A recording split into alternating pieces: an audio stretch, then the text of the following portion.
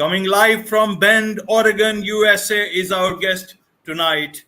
Welcome to this very special edition of the KJ Masterclass Live, the show which ensures that you profit from your time spent here with experts, either through the industry insights, information, or simply learning from them. And today we have Jacquie Elliott, motivational speaker and certified life, spiritual, and relationship coach. Welcome to the show, Jacquie. Thank you, AJ. What an honor to be here and to be able to speak to all of your listeners. Thank you. It's an honor to talk to you, ma'am. And, we'll be talking about some great stuff, some useful stuff that you are an expert of. And we'll use all your expertise to learn so that people can help something which is so prevalent amongst a lot of people. So we'll be talking about the ABCs of abusive brain chatter. So let's start from that, Jacquie. What exactly is abusive brain chatters? Because understand that I don't know anything. A lot of people might know about it, but then let's make it easy for the common man. Okay, so abusive brain chatter is the negative chatter in our head that holds us back, and that is almost like an emotional abuser. So AJ, we all have negative thoughts. That's just the way it goes. Zoom goes on and we start looking at our face, or we might look at a photo and go, oh, I don't like the way I look. We all have those thoughts. But abusive brain chatter, what I found in my practice and in my own life, is that thought on steroids. It's the thought that cripples us. It's really there to protect us. That's the irony of this whole thing. And we usually get it from childhood. So, we come into this world and, we like to play, we like to do something, and maybe our parents say, don't do that. And we go, okay, if I do that, that's going to be dangerous.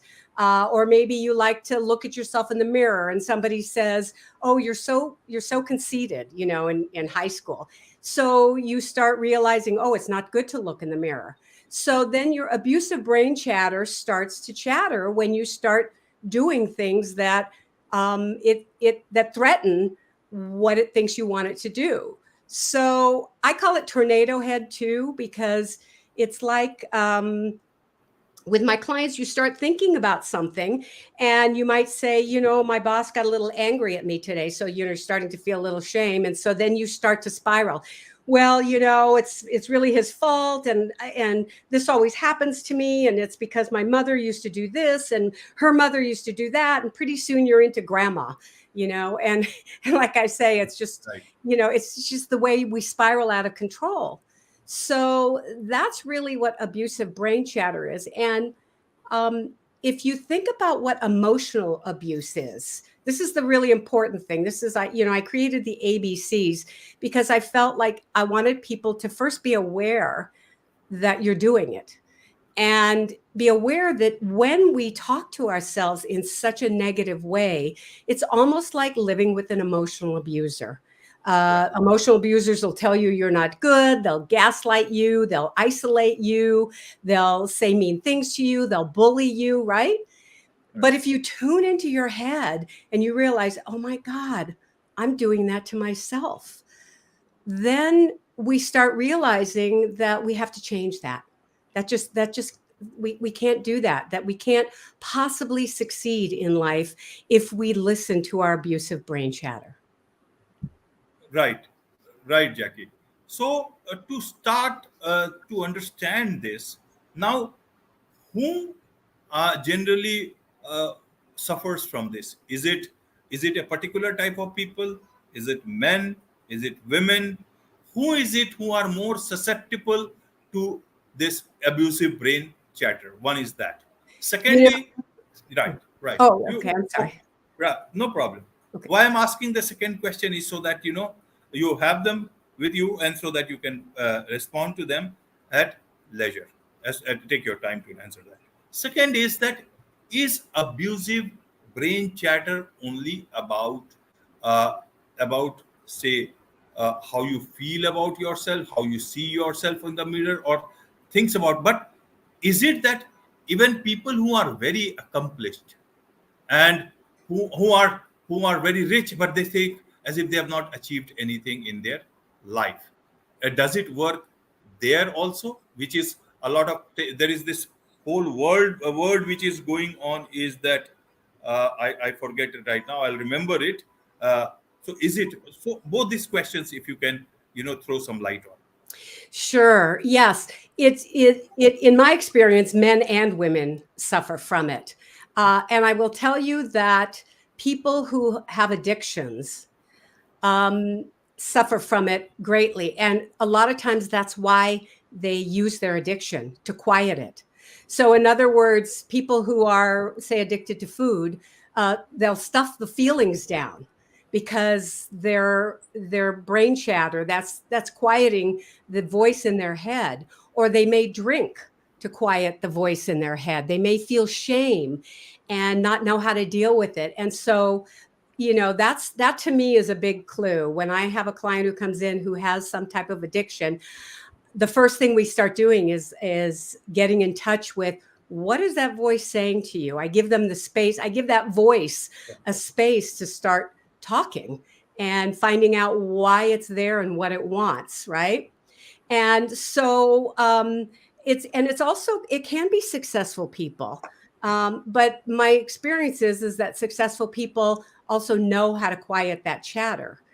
Successful people continue to work, but sure, I mean, people who are celebrities and stars, they have doubts that go in their head and tell them, oh, people aren't going to like me. This is terrible. The movie I was in, look at me on the screen. I look awful. I'm a phony. Imposter syndrome, Yes, AJ. yes. That's exactly the word I forgot.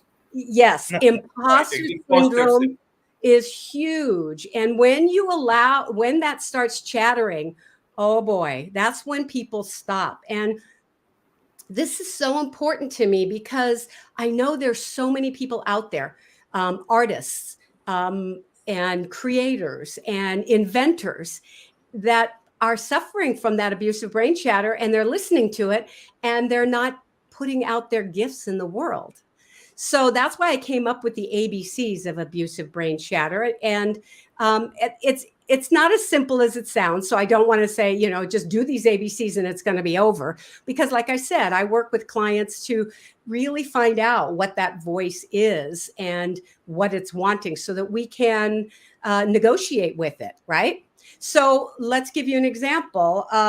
Say, for instance, I'm going to come here. I'm going to be on stage here, and if my abusive brain chatter starts going, oh, you're coming on here, you have nothing to say. This is, oh, you're going to look terrible. People are going to see you around the world. They're going to think you're an idiot. I mean, he says you're an expert. And, so that's the brain chatter, right? So what do I do? So the first thing I do is I stop and I'm aware. And I say, okay, let me hear what it's saying. Okay, it's saying all of these things. Okay. Then the next step is believe. And this is another part of the work that we do. That's why it's not so simple. But you have to believe the voice, the internal, good, higher voice in yourself.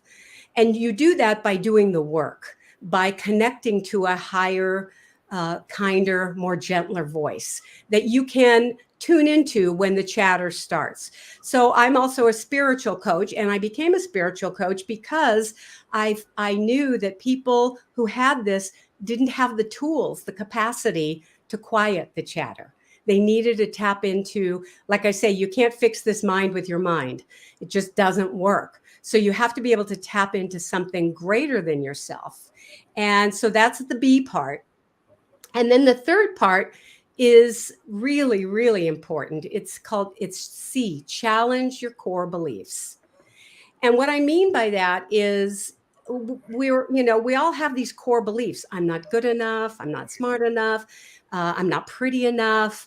They're better than me. I'll never make it. These things that kind of ruminate in our life, and they usually have been handed to us by, a family, society, husbands, wives, and so our core beliefs start to give our abusive brain chatter the chum as it is to start working. So if Right. I think I'm not good enough, if I haven't done the work in myself, and I don't have that spirit to guide, that internal center to know that I'm good enough, then pretty soon it's going to say, well, you are an imposter. You're not good enough. Why are you going on this? And look at you. Look at how you're going to look on there. And it's going to start talking to me. And pretty soon I'm going to email you and say, you know what, AJ, I'm not coming on.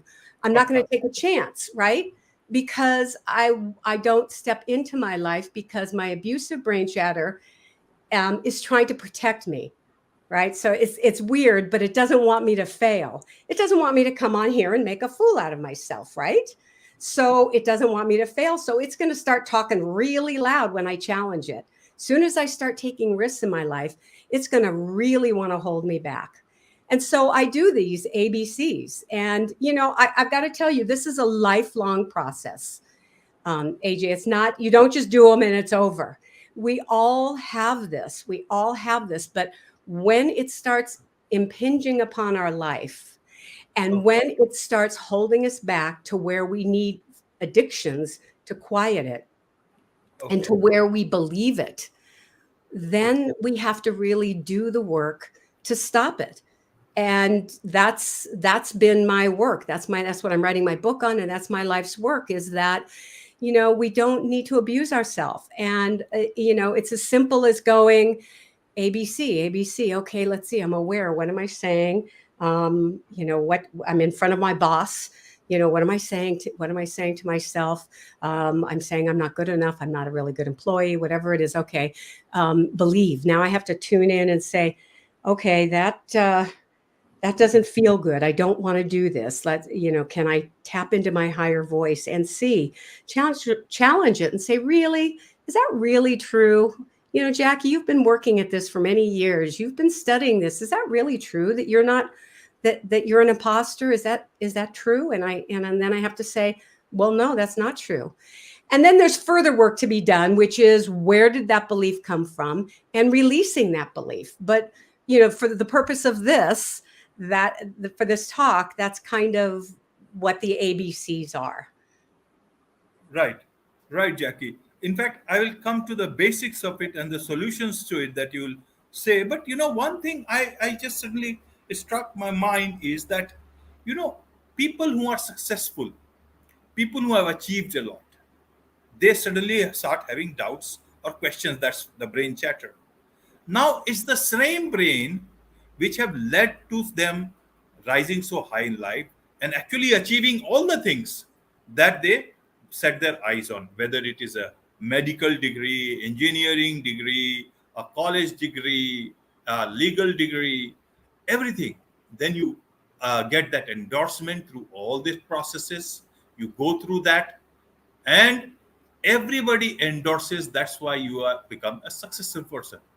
And then how can it be that the same brain in front of a mirror which doesn't know how to speak, and you see in that mirror, and your brain tells that, listen, you are an imposter.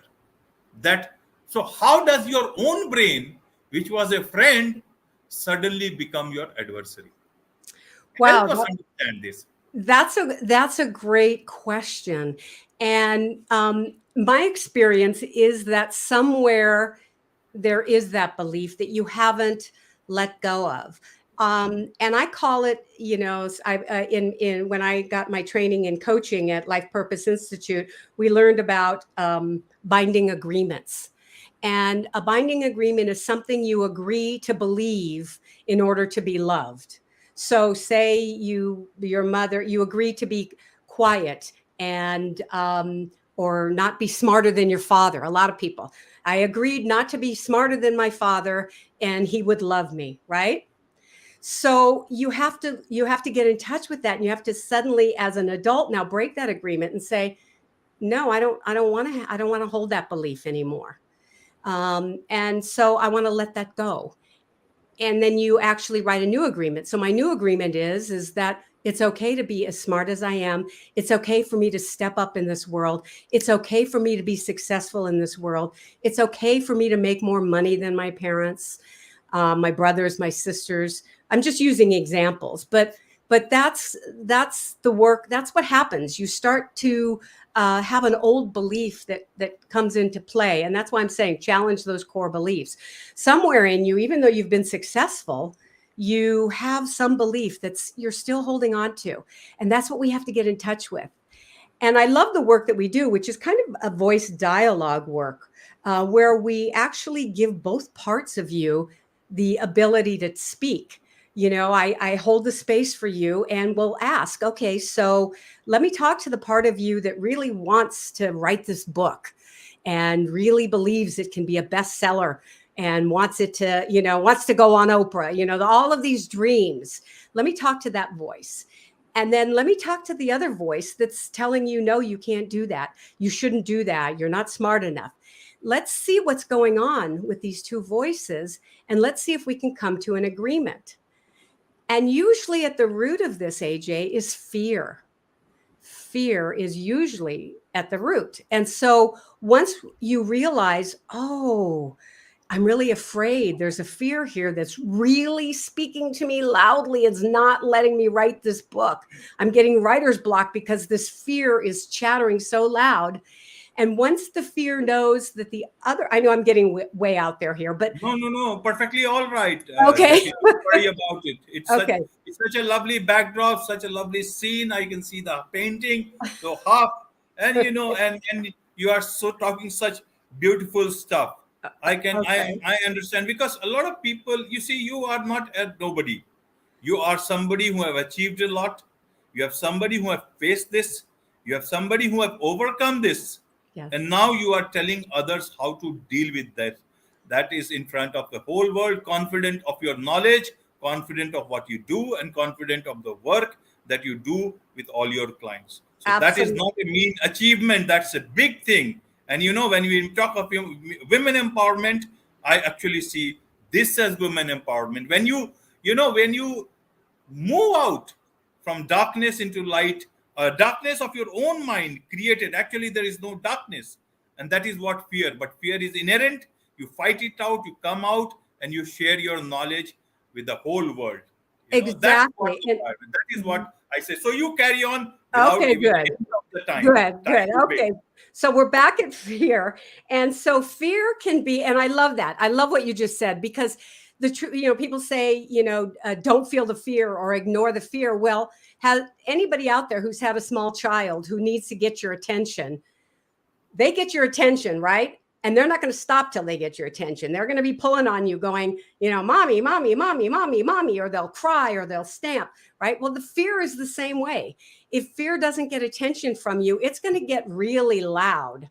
And then pretty soon it's going to overshadow the other part of you, and you're going to lose your motivation. Motivation is huge. We have to always stay in touch with our motivation if we want to succeed.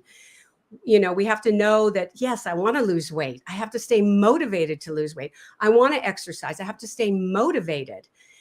But the biggest killer of motivation is this fear or abusive brain chatter. That's going to just squash your motivation. So the idea is to dialogue with it and say, okay, so what are you afraid of? Well, I'm afraid you're not going to write that book, or your book is going to be stupid, or it's not going to sell. You're going to spend, a year on a book and nobody's going to like it. And so then we dialogue with the other side, and the other side says, but I really want to write this book. I really know it. It's really in my heart. I really feel it. It's going to help people. I'm going to, it's going to be better for the planet. And then we start dialoguing with the two parts of yourselves and finding out how can we negotiate with this? So usually it's the fear. Can you quiet down a little bit so that I can continue on this path? If you just kind of back down, I'll pay attention to the fact that this may not work for me, or I'm okay if it doesn't sell. I want you to know that I'm okay with whatever happens. You reassure your fear, and then you step into that other side because you've been given now the space to achieve. So that's kind of what I mean by not, don't just ignore it. When we ignore it, it starts coming back in different ways, and it shows up in all kinds of ways. And so, fear is not something we can get rid of in our life. Like you said, fear happens, it's a good thing. You know, we have to fear things. I mean, it's a good thing that my brain says, you may be spending a lot of money on this and you may not get anything from it. Well, that might be a good thing for me to pay attention to, right? Right. So, but the idea is to not let it abuse me, is to quiet it, to say, I hear you, I got this. I need you to quiet down a little bit. I'm not going to be unkind to myself. I say that to myself a lot. No, we're not being unkind to Jacquie today. You know, when things are coming up, I'll say, no, we're not being unkind to Jacquie today. And then I just take the next step. Right. Right, Jack. In fact, I wanted to see fear is like hunger. We are born with both of it. Hunger is part of us, and fear, except that hunger we feel differently. Fear is what saves us many a times. We know fear and danger, all these things are. So, why should we be afraid of it? And in fact, fear is something which we can look at positively, but we can only tackle it. We cannot remove it out of our lives. But where we use it, that is most important. Now, I want to understand one thing, Jackie, in terms of ABC, abusive brain chatter, is that when we think that it is our brain, is it also that many a times it is about the surroundings that we are in? It is about some toxic people around us, or toxic relationships, or toxic, environment altogether, which we are actually fearful of. That people consider me as a strong person, so if I cry, they will call me nothing, something like not a strong person.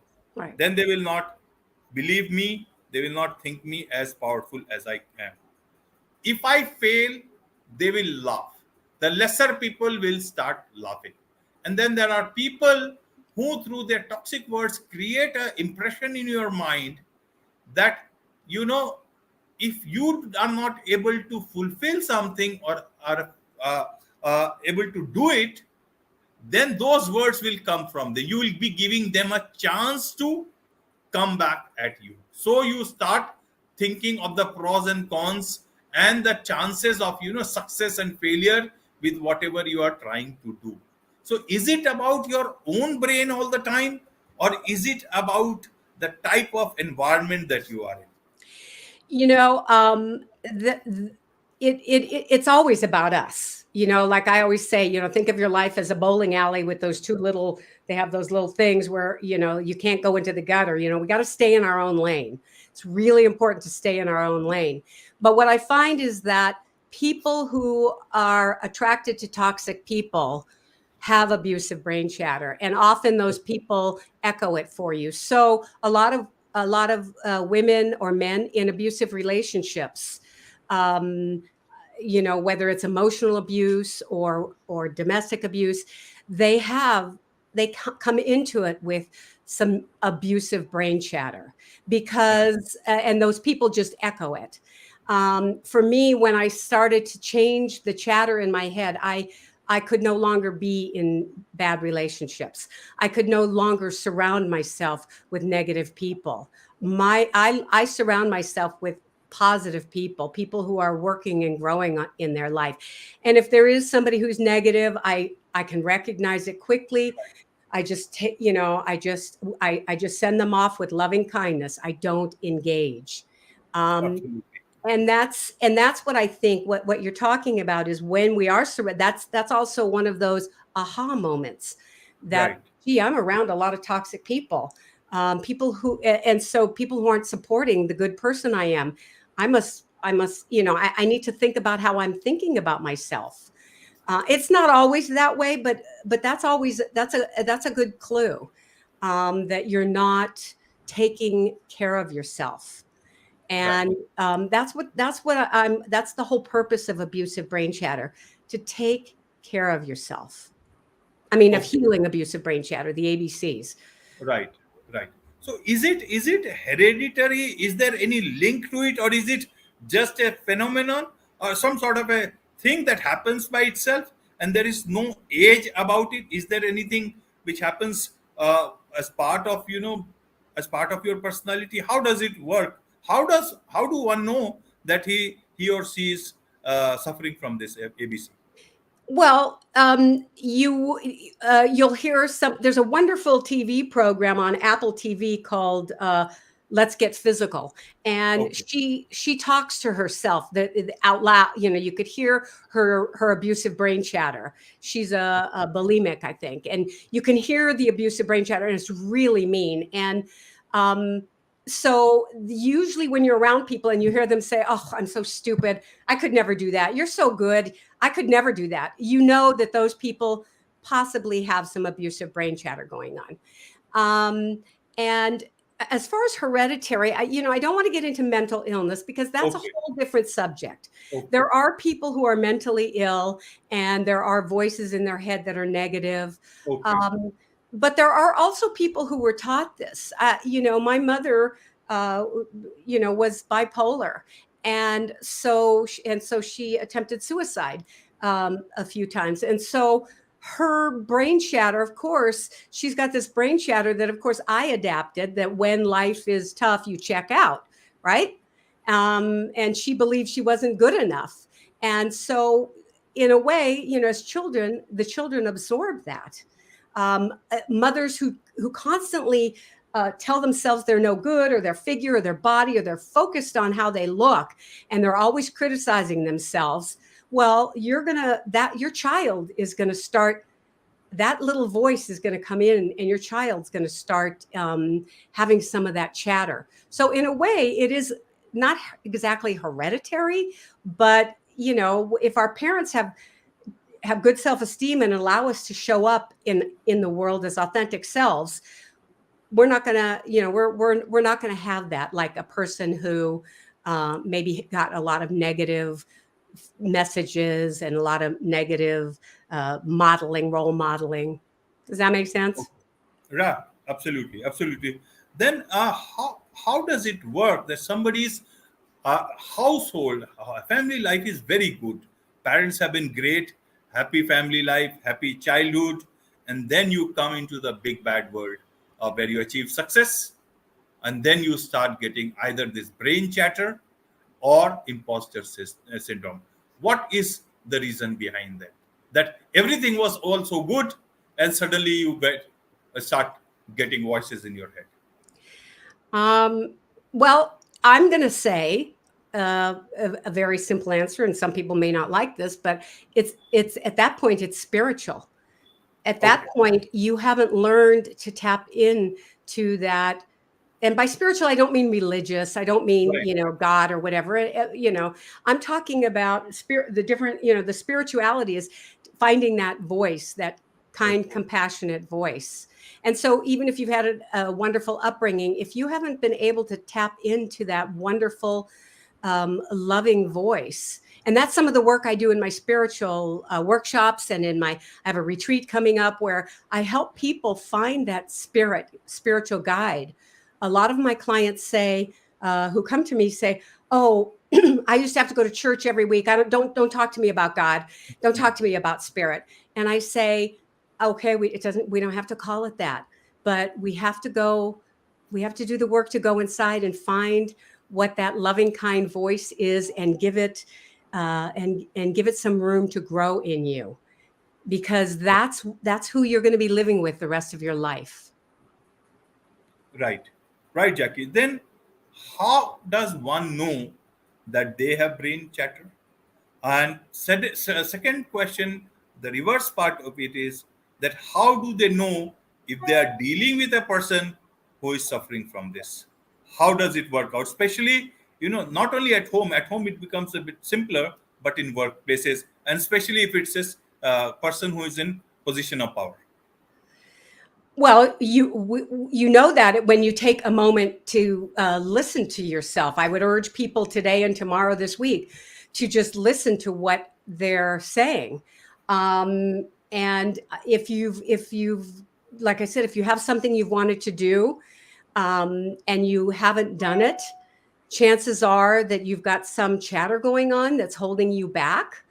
If you're afraid of aging, Women who I can tell you, women who start to age, who are around my age, start to really get a lot of abusive brain chatter. So as you're aging, if you look in the mirror and go, ugh, this is awful, I look terrible, no one's going to like me, if you don't want to go out, if you're think about an emotional abuser, somebody who's telling you how, you're fat or you're ugly, somebody who's belittling you, telling you you're not good enough or you're never going to become anything, or telling you or telling you to isolate with your addictive substances, gaslighting you.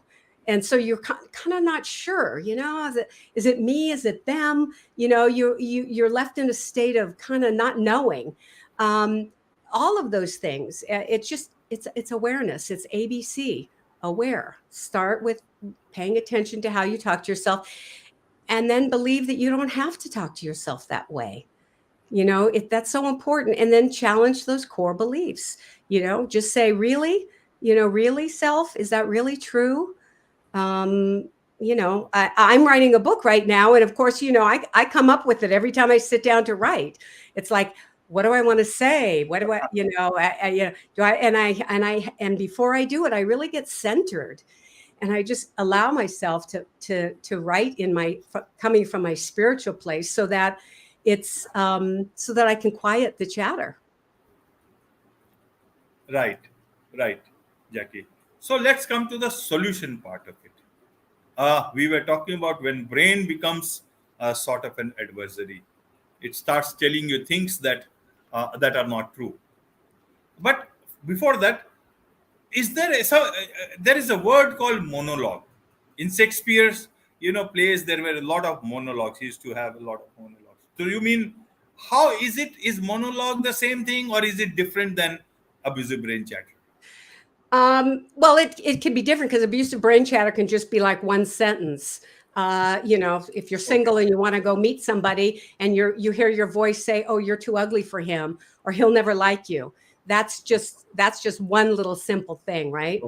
Whereas a monologue is, going on and on and on, and just holding you back, really holding you back from being who you want to be. I say there's a couple of things I want to suggest. One is journal. Get yourself a journal so that you are really aware of what you're saying to yourself, and write it down, and then start challenging it bit by bit.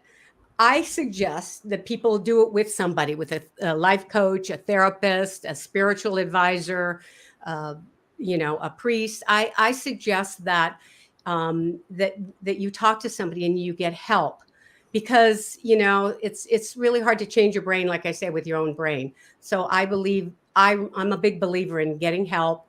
If I want to work out, I get a coach. You do that. So if you want to change your abusive brain chatter, make that your goal, and find someone who can help you really dig into it, give you the safe space to figure out what it's saying. Right, right, Jackie. So then, in terms of when, as you talk right now, is that find yourself a coach. How does one know who is good for someone who is suffering from this, whether it should be a therapist or a coach? How do you know what is good for you? Is You there know, a cure for it? no, it doesn't matter whether it's a therapist or a coach or somebody.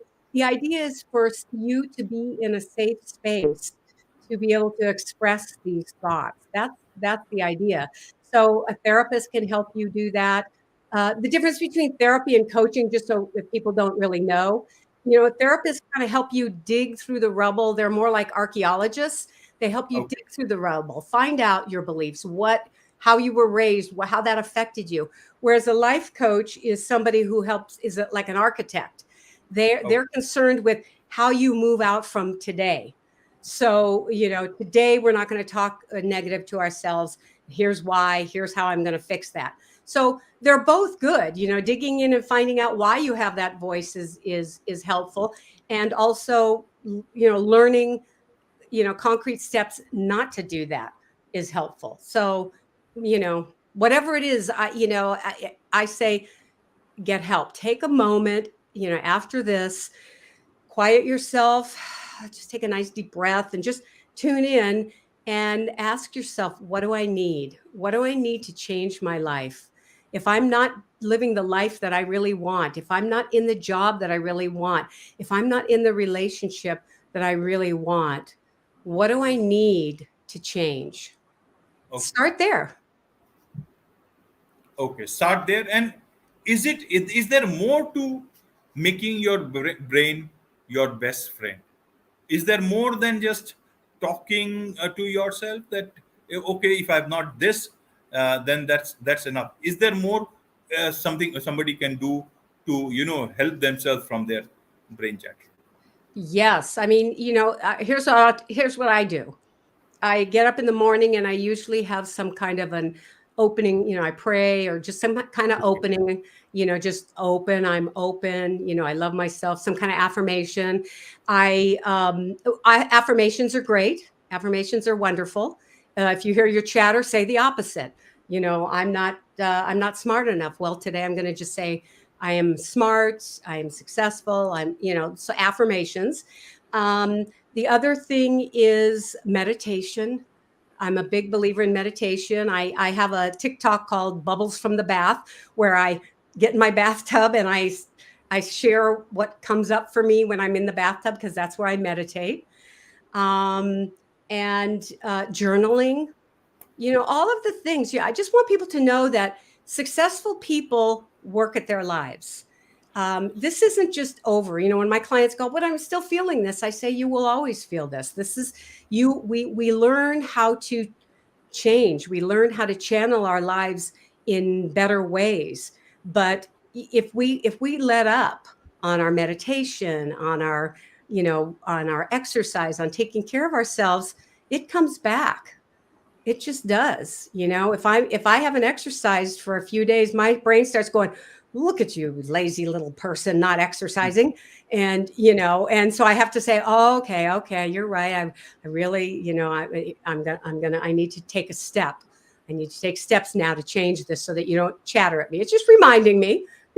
But if I let it go too long, it's going to call me a fat pig or something. You know what I mean? And so I try to catch it as early as possible. But I work on my life, and Right. it's beautiful. My life is beautiful as a result. Right. And what can family and friends do to people, do for people who, within the family, if they are suffering from this ABC, or even in workplaces? What can family and friends do for people like this? If you hear somebody, there's really, again, it's our own journey. We're in our own little bowling alley, bowling lane. But when I hear somebody saying that to themselves, I usually just kind of say, you know I'm sad to hear you talk to yourself that way. You're beautiful, you're lovely. Right. That's abusive brain chatter. I tell them, that's abusive brain chatter. That's what I work on. This is abusive brain chatter. How can we reframe this so that it doesn't hurt you? And I will say that to friends and people. That's abusive brain chatter. Let's reframe this. And so that's what people can do. You can point it out to people, but again, shaming never works. "Oh, you should Absolutely. stop doing that. Stop doing that." That's Right. not what we need. Instead, we need to encourage people to be aware of how they talk to themselves and to challenge that core belief. That's what we can do as a friend. Right, right, Jackie. Now, another aspect is the social media. Earlier, also, this ABC was there. Now, do you think social media has added to the problem or reduced the problem? What's its role? Because you see, what I see around is that the streams and the rivers are the same everywhere, but the number of pictures have grown. Eiffel Tower is the same year after year, but the people who are using that picture as the backdrop, whether true or false, it's leading to a lot of anxiety among their friends and a lot of people in general. And that is, I guess, then everybody else is in problem, and there is a discussion even at home. Like wives will tell you, "Are not taking me outside. See, these guys are in France right now, and we are here very much in a village or wherever they are." So how do you see social media vis-a-vis abusive brain chatter? Oh my gosh, AJ, what a great topic. And that was something that I even, I wanted to write an article about and address. If you want your brain chatter to go, tune into Facebook and start seeing what people are doing. That it's a great place to practice. I love that you said that, because if you want to start practicing, tune into Facebook, and as you're scrolling, start tuning into what your head's saying. Wow, she's going to Europe with her husband. Look at what a great husband she has. How come I don't have a great husband? Or whatever it is. We start getting into all of this envy and self-loathing, and what I say is, here's what I do before I get onto Facebook. I say, thank you, thank you, thank you, thank you, thank you, thank you, thank you, thank you, thank you, thank you, so that I enter Facebook with complete gratitude. That way I can be happy for the people on Facebook and be grateful for my life. Sure, as a life coach, I see life coaches out there doing things, and I want to do a TED talk, and I see people getting TED talks, and I'm, and so my brain starts going, well, how come they did and you don't? What, and I have to just keep saying, thank you, my time will come. Thank you. Keep doing what I'm doing. It's not about my ego. It's about sharing with the world. So before you get on Facebook, well, practice getting on Facebook and writing down what your chatter is. That's a great exercise. And then before getting on Facebook, start writing a list of gratitudes and then turn on your Facebook. So it's so important to stay in gratitude. So important. Right, right, Jack. You've answered so many questions and so very well. So that Thank makes, that makes a lot of information for a lot of people whenever they watch this today, tomorrow, day after, or 5 years later. But this, as long as I guess YouTube is, perhaps it will be there for a long, long time. So let's hope all the best for for YouTube, and as well as that people land up to this whole discussion and understanding that they are getting on this video. So my you. last question to you is, tell us about your, it's not a question, about your book that you are writing, and it's on record that it is going to be out very soon, so you'll have to write it now. You Oh can't, yeah, no, I'm so your brain can't tell you anymore that it's not worth writing, no, because a no. lot of people will be waiting for it, who think that it is great and Yeah, worth waiting. what? I'm writing a book just exactly on kind of what we talked about, with some exercises and some prompts for people. I'm going to share my own journey with abusive brain chatter, so I'm working on that, and yeah, that's what I'm doing now to stay motivated. I wanted to share this with all of your listeners and watchers. On the first Monday of the month, I do something called Motivation Monday on Zoom. It's absolutely free, and it's where you state your goals, and we kind of start going into examining them and holding you accountable, and even maybe doing a little bit of block work. So if anybody's interested, they can go to my website and sign up for my Motivation Monday, and I'll get you the Zoom link. And it's Monday, Pacific Standard Time, or Pacific Daylight Time, the first Monday of the month. And it's free. So, come join us and, just start moving towards that dream. Live the life you've always wanted. Live the life you always wanted. Great. And how do people connect with you if they want to, you know more about you, about your website, about how they can connect, and organizations or individuals can take your help? Sure. I've got a couple of website names that are just very simple. One is abusivebrainchatter.com. The other is abchealing.com. And then the other is Jacquie Elliott, CLC.com. That's a little harder to spell and remember, so I made it simple and just abusivebrainchatter.com. I have workshops and things on there that you can, handouts, and that's the way you can connect to me. If you want a free consultation, I'm happy to hear what's going on for you, see if it's a good fit. I don't do a lot of coaching anymore, do more workshops, but I am willing if somebody's really needing it and wanting it. Wonderful, wonderful.